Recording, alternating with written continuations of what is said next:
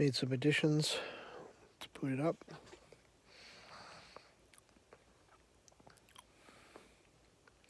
Diagnostic screen. So now it goes straight to the settings screen instead of turning on immediately. There's also a power button here, so it starts off in the off mode. I moved the alarms to a separate page because it wouldn't fit on the buttons. So I've got a max pressure alarm, a minute volume high, a minute volume low, and a disconnect disconnect alarm. So let's come back here. So it's off, so it's not doing anything. Go back to the settings so we can turn it on,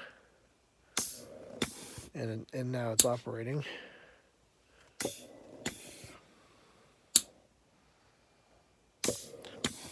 Also on this screen, I included a minute volume here,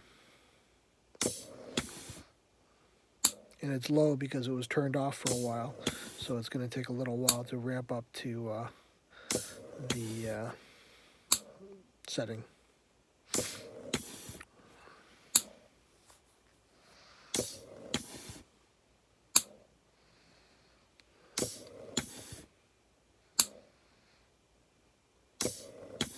And those are the updates.